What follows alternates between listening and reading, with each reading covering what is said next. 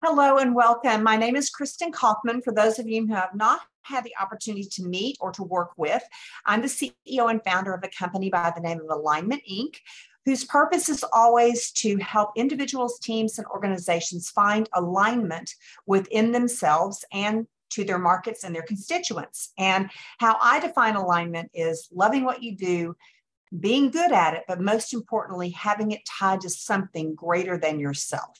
And when those three things are aligned, we are most certainly at our most powerful, whether that be as an individual, as a team, or even as a publicly traded company. So with that, I come on board every month or so to share insights that my followers and my clients have wanted me to emphasize online, so that people can access them and watch them whenever they have a few minutes, or if they just need a little B12 shot over on a weekend. So today I actually want to talk about what I'm going to call the secret sauce of leadership. And given that I focus a lot on leadership consulting and leadership coaching, helping people reach their potential, I thought a deep dive on really kind of what has made some of the leaders that we followed and that we hold in high regard. What do they have in common? So I have some notes down, so I keep looking down because I want to make sure that I highlight the key points for you. Excuse me. And if you have any questions or have any more dialogue that you'd like to have about this, certainly reach out to me at the end of this podcast. So in a nutshell, I think the greatest leaders that we have followed in history, whether it be Gandhi or Winston Churchill or Mother Teresa or any of the leaders, and I have a number of examples that I can share with you, they all have certain things in common. And one of the things that they have in common is that they were very clear on who they were, and it all started with self-awareness. It came down to, did they know who they were, how they wanted to contribute, what they loved to do, what they were good at, of course, and was it tied to something greater than themselves? Their lives became an inspiration for all of us. Again, as I've mentioned, whether it be, Gandhi, Nelson Mandela, Mother Teresa, Winston Churchill, Abraham Lincoln, George Washington, the list is infinite of leaders that are undeniably some of the greatest characters of our lives. And most, if not all, lived lives of courage, of authenticity, and purity of intention. They were very clear on how they wanted to make a contribution, and in many cases, how they wanted to create or leave a legacy. So to me, the secret sauce of that is to know who you are. And never does that answer, by the way, come from outside of who you are. Those answers are from within. It's an inside job, as I like to say. If we try to wear clothes that are someone else's clothes, or we try to put on clothes, metaphorically speaking, that don't fit us, we're not living a life of authenticity. We're not living a life of clarity of how we want to contribute. We're trying to be a model or basically a secondhand version of somebody else. So what I know for sure is that we are at our most powerful when we align how we act, how we continue to produce and contribute with our calling to do something greater than ourselves. Okay. So how do we do that? The first question that I ask people to ask themselves is, what do you think you're here to do? And that rolls off the tongue so easily. I remember when my coach said, what do you think you're here to do? I was like, I have no idea, And by the way, I think it changes. I think who and how we want to contribute when we're 20 is most certainly different, or at least evolve by the time we're 40 or 50.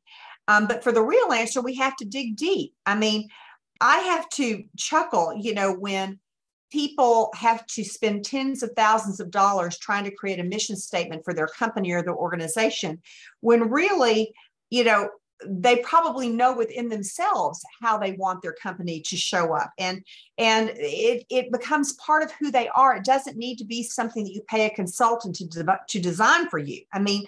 It's what differentiates you. What is it that we ultimately want to be known for? What do you think is our distinctive characteristic, whether this be as an individual or as an organization? And when we dig even deeper, it's what we're really here to do, right?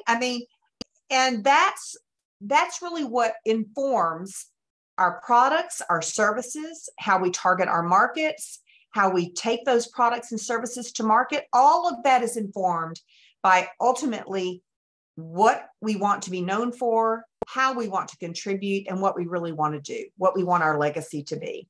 And that to me is where the magic is. I know that when I first started off in corporate, I loved what I did. And I think I did make a contribution. I was extremely successful. I loved the companies for which I worked for the most part. Hewlett Packard, of course, being the first and the gold standard as far as I'm concerned, from a cultural perspective. But then I opted to leave corporate and build the company that I am the CEO and founder of now. And I had to look deep to do that. It was my own manifestation, right? I mean, I didn't buy it off the shelf. I had to create it from somewhere deep within myself. And frankly, the alignment concept came from my own longing, my own void of being in alignment for a number of years. I wanted to love what I did. I wanted to be good at it. Most importantly for me, which is the fuel that keeps fueling me, is I wanted it to be tied to something much greater than myself. It was way more than just my brand, a financial statement, the name of my company. It was really me making a ripple with the people and the organizations with whom I worked. And I can assure you, when you tap into that, it becomes a sustainable model, because you have that, what I'm going to call that renewable energy. You continue to tap back into, what is it that I really want to do? What do I want to be known for? How do I want to contribute? And is it tied to something greater than myself? Okay, that's the first question, right? The second question, am I choosing love or am I choosing fear? And I know Marianne Williamson really was the one who put that question on the map. And I learned about that back in the late 80s and early 90s. And I have really hovered around that concept now for the last 20 plus, almost 30 plus years. There are two basic emotions in life, love and fear, right? And as many people have said, the opposite of love is not hate, it's indifference. So when we are not in love, quote unquote, with what we're doing, how we're showing up, our lives in particular, we become indifferent. And that is a emptying, vapid way to live life. And so anytime I have found in my corporate career, and also certainly with my clients, a vapidness of passion, of dysfunction as a team, 9 times out of 10, it comes from people not being seen, not being heard, not being valued, not being affirmed in how they're contributing. And it feeds into fear of rejection, fear of being passed over for a promotion. But when a leader and or leaders on a team choose love, magic happens. Because, and I know many of you all might be rolling your eyes thinking this sounds a little airy-fairy, but I can promise you it's not. Think about it in your own life. When somebody has recognized you, even if it's for the smallest thing that you've done to contribute to a project or for a sale that you've made, when somebody recognizes that, it just fills you up and it gives you that energy to do it again. And when a leader does that, that love, and that's what I'm calling it, is love, it's the glue that binds the team. It's the glue that binds the organization. And ultimately, customers, clients, and your markets see that. That's called culture. They see that and they want to be a part of it. They want to be, even by, an arm's length, they want to be a part of it.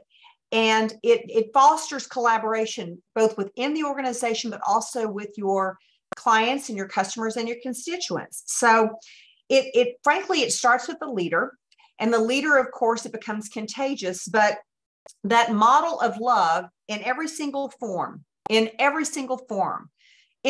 in others, assurances for others, recognition of others, gratitude for others, it just inspires the same in others. And that is where magic happens. So that's the second question. Are we choosing love or are we choosing fear, both within our own lives, but also in how we lead our teams and our organizations? The third question, are we aligned? And again, this is the name of my company. Alignment is doing what you love and being good at it. And most importantly, having it tied to something greater than yourself. And what I will tell you is when you don't love it, you probably aren't going to be good at it for much longer, right?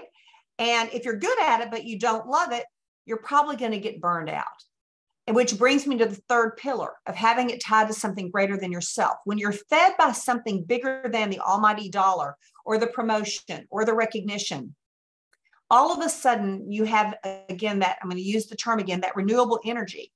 And it makes what you're pursuing purposeful. It's more meaningful. And when that happens, there is a sense of fulfillment that you know why you're here. You know why you're contributing what you're doing. Simon Sinek, the whole, people buy your why, and they do. It's more than just the surface. It's a deeper belief of, determining really what your destiny is, how the current role that you're in serves that destiny. It may not be your end game, but it certainly is a locomotive to get you to wherever it is you're trying to go. And, coupled with this, I will say, I think a lot of my clients say, gosh, Kristin, it's too late. I'm 45 years old and I've chosen this path and it's no longer fitting me. And I say to them, and I will say this with a lot of fortitude right now, it is never too late to create the life or the profession that you want. I wrote a book about it. My second book in the Is the Seat Taken trilogy is all about people who late in life create the lives that we actually know them for. I mean, we don't even know them for the first 60 or 70 years of their life. We know them for the life that they created, not that it manifested. They created from scratch in the last 10 to 20 years of their life. You can read that book and I can promise you, you will be inspired because it gives you hope that it's never too late to live the life and create the life that you were meant to live and to create. And the last question that I will say, and this is something that my parents actually drilled in me and my sister for that matter when we were growing up. Are we truly lifting others up? I was a member of Rotary Club for many years, and the mantra was service above self. And that's a very powerful mantra, right? It's not just about saying the words, service above self. It's truly about lifting other people up. And this can be in any way. It can be with you literally sending a note or an email or a text to people that you think about. It can be you extending a hand to somebody beneath you organizationally that wants to learn a new skill, wants to be considered for a new project, wants to potentially be promoted, helping them reach their potential in that regard. It could be you literally just hovering over someone even elderly, someone older than you, hovering over them and showing them love and compassion and lifting them up so that they realize that they are still of value, even though they may feel like they're not of value, because they're older and they may have an illness and they may not be able to get about, they might even be a shut-in, they still have value. My father had this, when I faced death a few times in my earlier life, believe it or not, my father said to me at one point, I said, Daddy, I just want to know what my purpose is. And he said to me without even blinking an eye, Kristin, you have one, otherwise you would be dead. So what I'm saying to you is, as long as we have breath, we have a purpose and a reason for being here. And our job is to think about how am I using these gifts and talents that I've been given to lift other people up.